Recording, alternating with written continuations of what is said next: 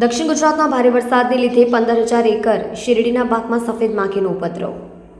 વરસાદી ખેતી પાકોને થયેલા નુકસાનીના સર્વે કરવા માંગ.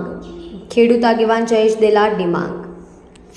રાજ્યના કૃષિ મંત્રીને અપીલ કરી છે. ભારે વરસાદને લીધે સુરત, તાપી સહિત દક્ષિણ ગુજરાતના જિલ્લાઓમાં ભારે નુકસાન.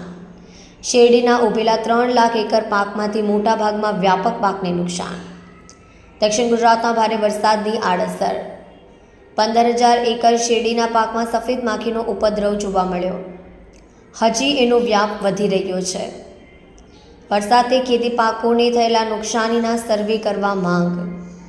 સહાયમાં જીવાતથી અસરગ્રસ્ત ખેડૂતોનો પણ સમાવેશ કરવા માંગ.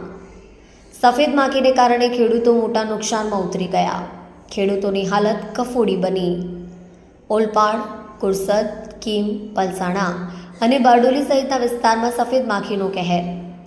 ભારે વરસાદને પગલે સફેદ માખીની સમસ્યા જોવા મળી રહી છે.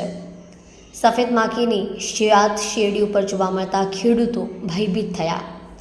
હાલમાં શેરડીનો પાક ઊભો હોય અને તેમાં જંતુનાશક દવાનો છંટકાવ કરવાથી આડઅસર ઊભી થતી હોવાથી ખેડૂતોની મુશ્કેલીઓ વધી.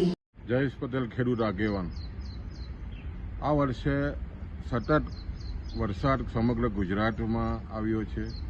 જૂન મહિનામાં શરૂઆત થયેલો વરસાદ હજુ લગભગ ઓગસ્ટમાં પણ સતત વરસાદ થઈ રહ્યો છે અને ખાસ કરીને દક્ષિણ ગુજરાતની વાત કરીએ તો સતત 60 દિવસથી વરસાદ થઈ રહ્યો છે અને આ વરસાદને કારણે દક્ષિણ ગુજરાતનો મુખ્ય પાક શેરડી છે. લગભગ 3 લાખ એકરમાં શેરડી ઊભી છે અને જે રીતે સતત વરસાદ ખાસ કરીને જુલાઈ મહિનામાં થવાને કારણે શેરડીમાં સફેદ માખીનો ભારે ઉપદ્રવ ઊભો થયો છે. લગભગ વાત કરીએ તો નવસારી, વલસાડથી માંડીને સુરત અને ભરૂચ સુધી સફેદ માખીનો ભારે ઉપદ્રવ દેખાયો છે.